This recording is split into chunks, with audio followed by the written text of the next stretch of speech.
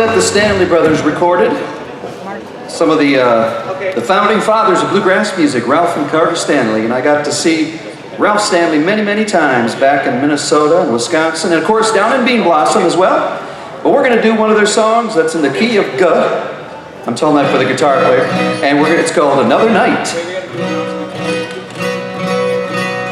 A Toyota Missouri, plate 7DF89. You are parked in a fire route. You will get towed right over here. So if you've got a Toyota Missouri plate 7DF89, jump on that puppy or it will be gone. You know, it's like your teeth. If you ignore it, it'll go away. This is kind of a lonesome number. It goes like this.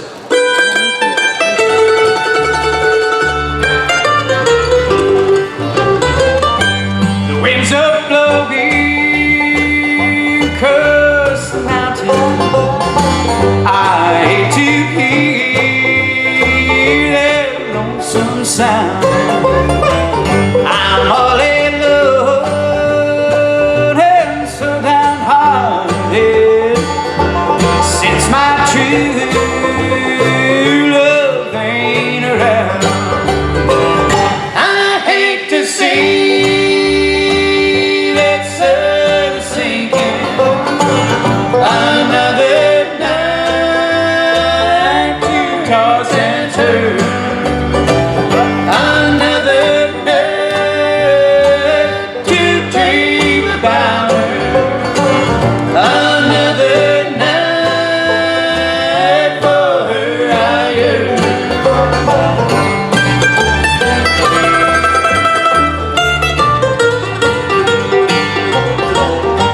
You had no cause to go and leave me, for I have never done her wrong. She left her home and little children out with another man. She's gone. I hate to see that sun sinking. Another night to toss and turn. Another night to dream about her. Another night for her I yearn.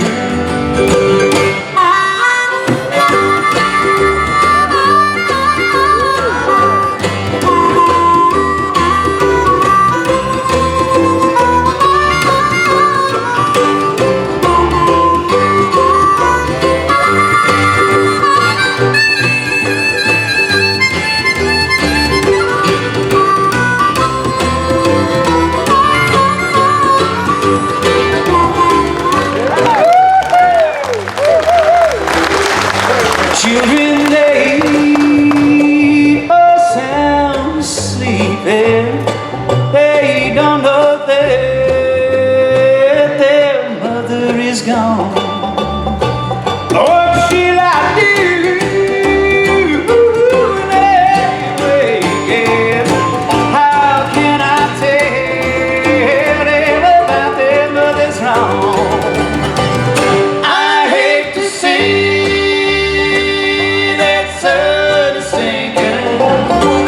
Another night to toss and turn. Another night to dream about her. Another night for her I yearn.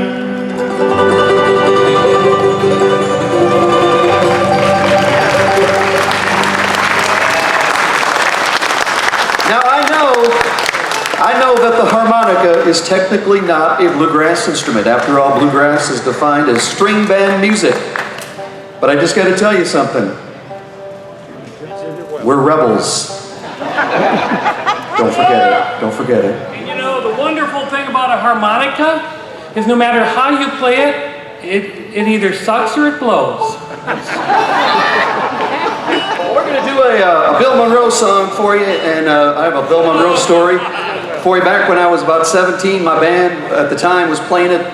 We're attending Bean Blossom, and Wayne Lewis, Bill Monroe's guitar player, asked us if we'd play on stage, and we were very honored to be asked. This was back in the days at Bean Blossom when it was held in the barn at the front of the festival, which is no longer there because it has since burned down. But in the early days of Bluegrass, Flat and Scruggs played in that barn, Bill Monroe and the Stanley Brothers. So much history, we're just thrilled to be asked to play there. Well, we're standing backstage in, I guess, what you call the green room, and waiting to go on. And Wayne Lewis walks in with Bill Monroe's mandolin, the most famous mandolin in the world, and he sets it down on a table right in front of us. And we're just a bunch of teenagers, you know, new to bluegrass music. And we're looking at this thing thinking, wow, Bill Monroe's mandolin right there. And so I reach over and go, and touch it. That's the end of the story. However, if you go to the Country Music Hall of Fame in Nashville, Tennessee, you can see Bill Monroe's mandolin behind a lucite glass case. If you look really closely on the lower left-hand corner, my fingerprint. Thank you very much. Thank you very much. And now, the rest of the story. Ricky Skaggs has recently been inducted into the Country Music Hall of Fame.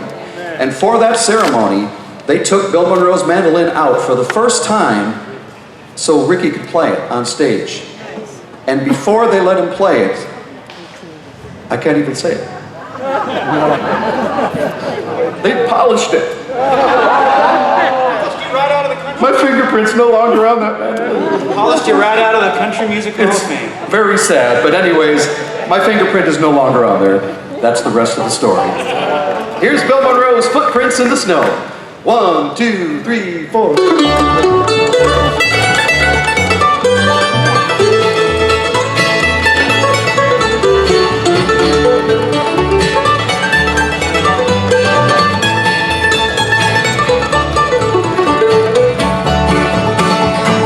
Some folks like the summertime, how you can walk about, strolling through the meadow green, it's pleasant, there's no doubt.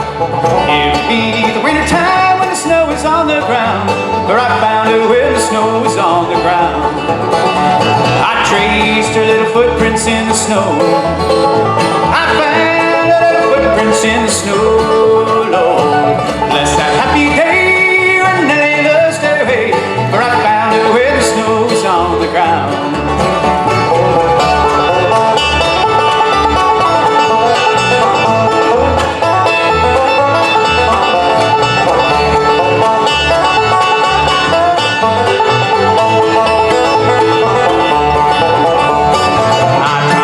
See her, there was a big round moon.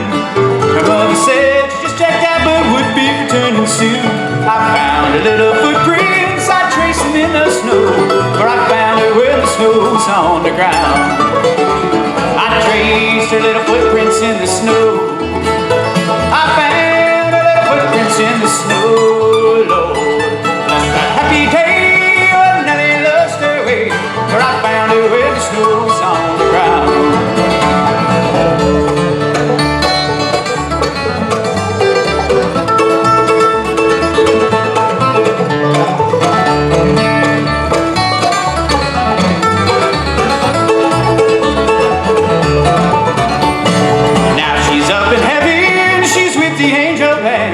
I know I'm gonna meet her in that promised land.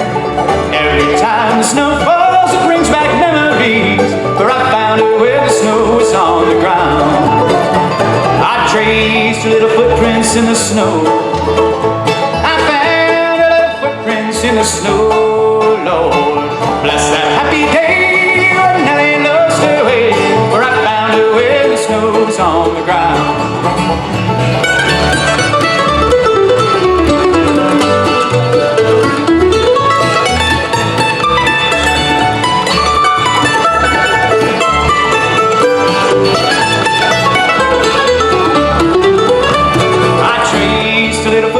In the snow, I found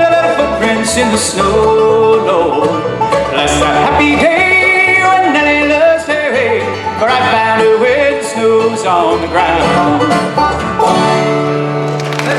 Footprints in the snow. You know, if we were back in Minnesota right now, we'd be looking at, well, probably a few inches of snow and well below zero. My sister says 8 inches of snow. we Oh, got. 8 inches of snow That's and not 8 below zero, I do believe. That's not just your feet, that's also your shins and your right. knees. That's They- right. they That's make more than your footprints. all the way through. That's for sure. But you know, it's sure nice being down here, and how many golfers do we have out there? How many golfers?